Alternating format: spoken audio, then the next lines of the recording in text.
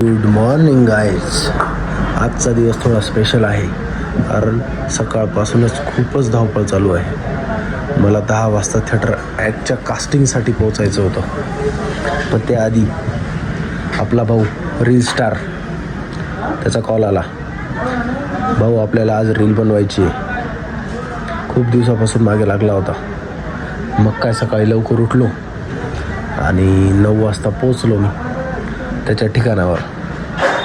रस्त्यात निघताना एकदम जबरदस्त वाईबवाला सॉन्ग स्टार्ट झालं गाडीमध्येच. ऐकल्यावर एकदम पॉझिटिव्ह वाईब आली आणि लोकेशनला पोचलो तेव्हा कळलं, अरे इथं प्रमोद महाजन गार्डन आहे. जवळजवळ 5 ते 6 वर्षानंतर मी इथे आलो होतो. आत गेल्यानंतर एकदम फ्रेश फील झालं. लहान मुलांसाठी खेळायला एक स्पेशल गार्डन बनवलेलं होतं आणि तिथे ॲनिमल्स होते. ॲनिमल्सचे स्टॅच्यू उभे केलेले होते आणि लांबून बघितलं विक्कीबाई दिसला.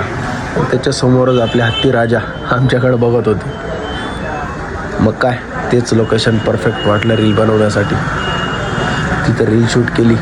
त्यानंतर मला डायरेक्ट जायचं होतं हॉलला, थिएटर हॉलला.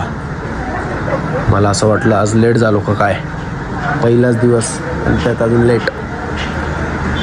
मग काय आपले टार्झन निघाले एकदम फास्ट.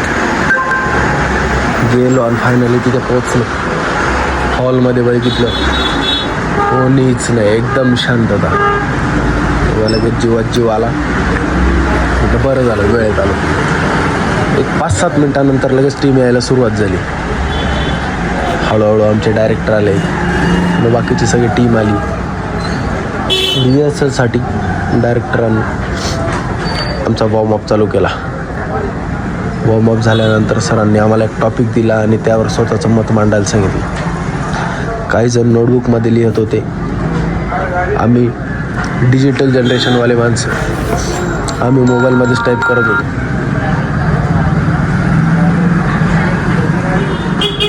त्यानंतर सरांनी ॲक्टिंगबद्दल खूप डीप गाईड केलं.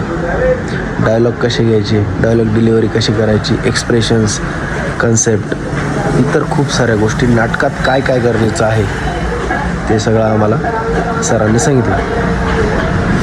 पण माझा दिवस इथे संपला नाही. अजून मला अर्जंट स्क्रिप्ट रिडिंगसाठी जायचं होतं. म्हणून तिथून निघालो. रस्त्यात रोहित दादा म्हणे जाताना कॅमेरा घेऊन जा. रोहित दादा